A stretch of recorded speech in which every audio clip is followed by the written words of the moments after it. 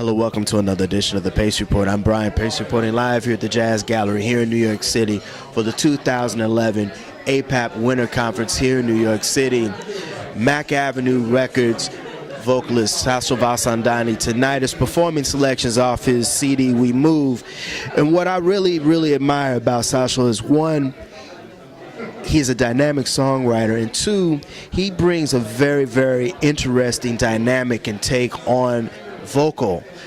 Sit back, relax, and enjoy the sounds of the Sachal Vasandani Sextet.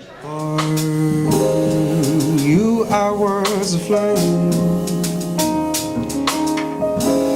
Love is a losing game. Five-story fire as you came. Love is a losing game. One I wish I never played. Oh, what a mess we made. And now the final flame. Love is a losing game. Love is a losing game.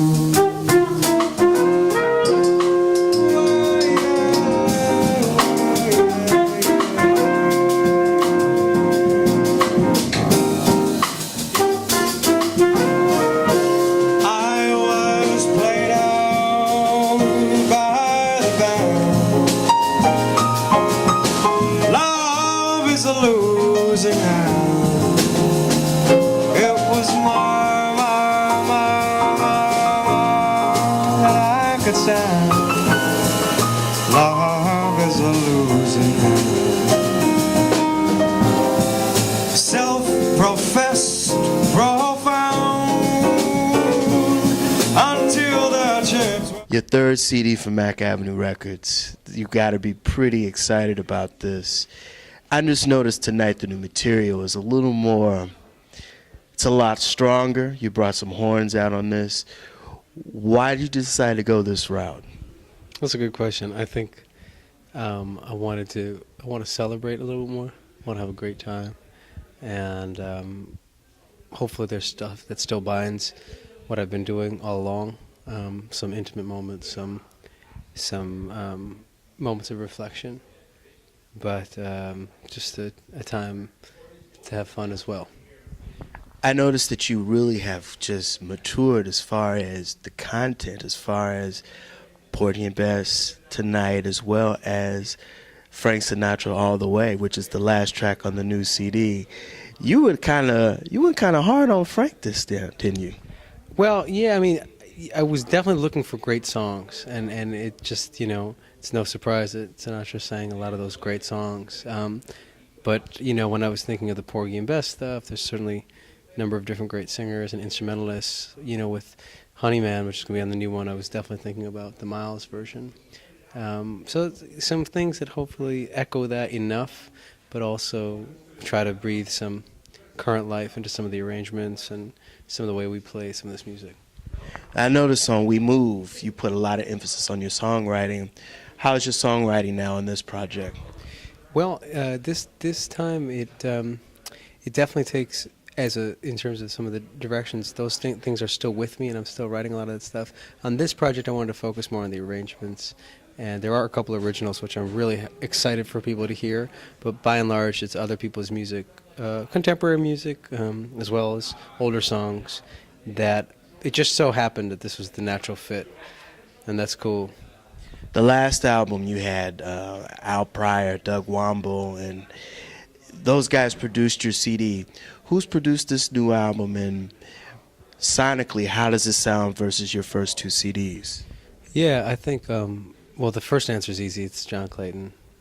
He helped out, and he helped out on all my projects, and it's been exciting to work with him, especially on this one. And the thing that's really exciting the most is the sound I think we were able to achieve, an acoustic sound, but something that I hope people will recognize as different, and yet something about it hopefully ties people to my earlier records and other records that have this instrumentation. By that I mean voice, piano, bass, drums, and occasionally trumpet and trombone. It's also kind of a secret thing, which is I was able to be fortunate enough to work with John Hendricks on the project. So he's going to sing a couple songs on it, and they've turned out great.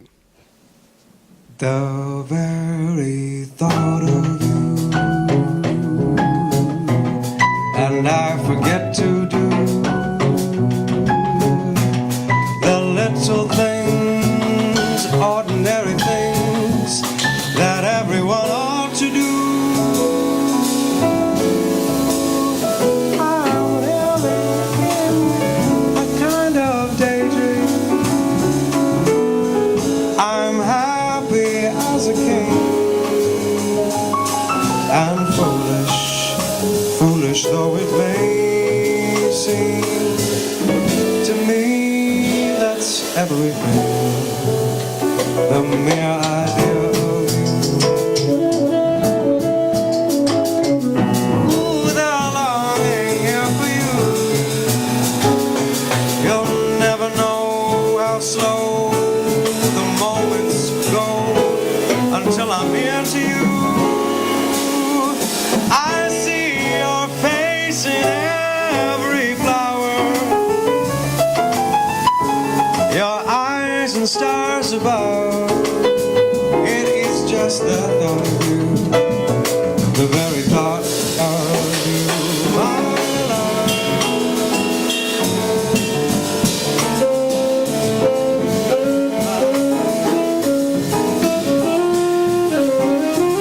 You know, I've asked many vocalists who've worked with John Hendricks, what is it that they have learned, or what is the wisdom that he's imparted? Now, you are carrying out another extension of the jazz vocalist right now, because you're kind of a handful that are really doing it right now. What did John kind of impart while you were recording? Well, I would say the main thing would be spirit, a spirit of togetherness, fulfillment, commitment to improvise, work ethic.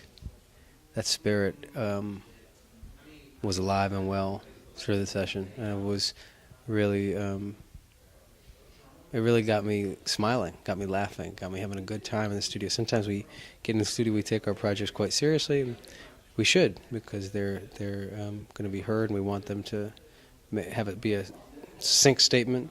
But you get in there with John Hendricks, and he's having such a good time on my project. You know, I want to have a great time too. You know, it's really cool.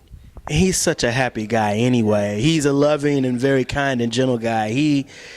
Every time I've encountered John, he's just been like a wealth of just energy. Yeah, well, that's the thing, that spirit. That's what I'm talking about.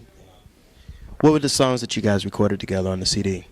I did two songs that are going to come out. One is a Randy Weston tune that he had written lyrics for, called High Fly, one of the more famous ones.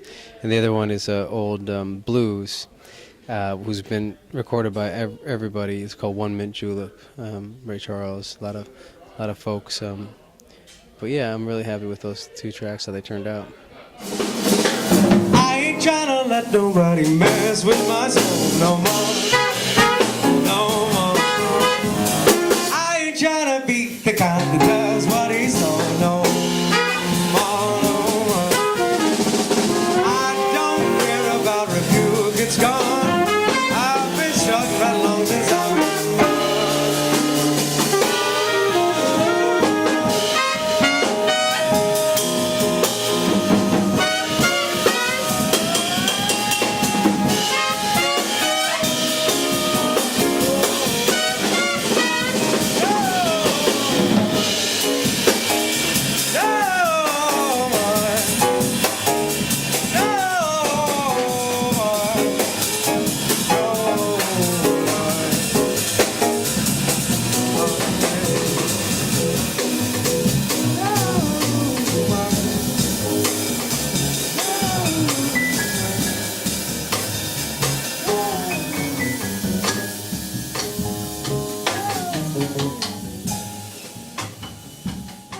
You're 30 years old, and right now you're pretty much understanding vocalese. You're understanding the interpretation of the American songbook.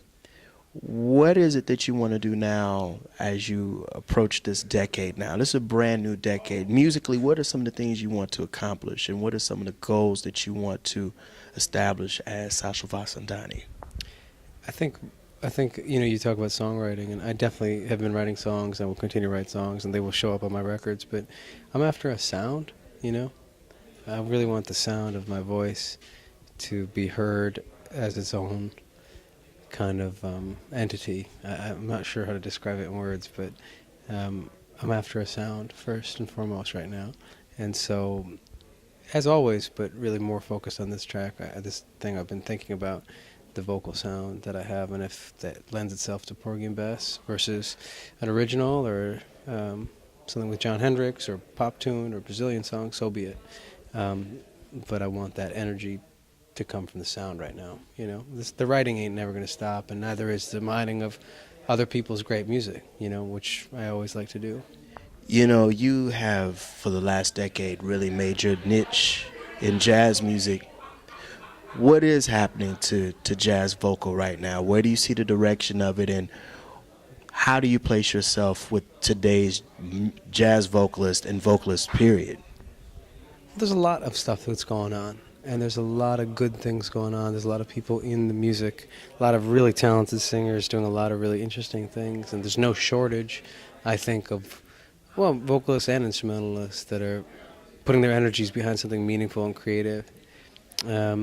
I think the challenge probably is going to be I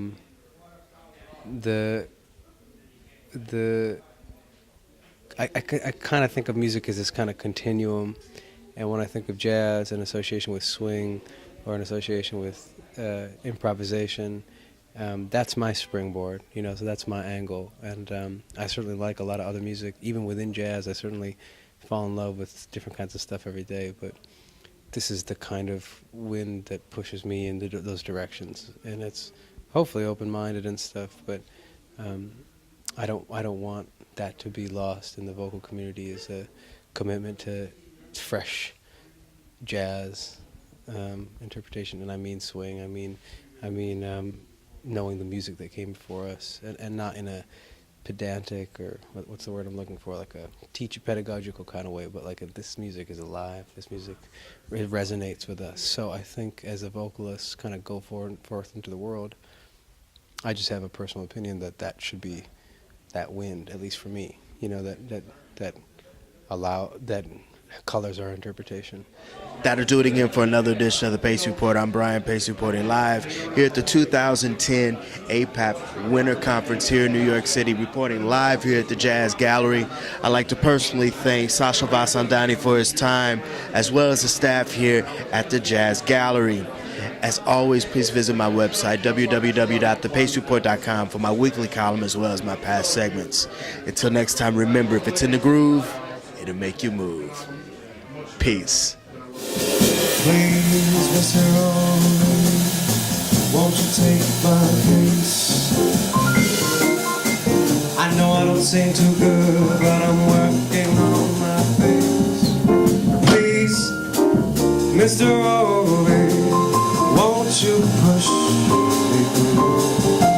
It would make my life worthwhile just to be endorsed by you. But if I'm not, oh God, I don't know how I'm gonna sing today. If I'm not, oh God, I might just throw this day away. I might throw my life away. Please, Mr. Oakley, won't you take my case? I know I don't sing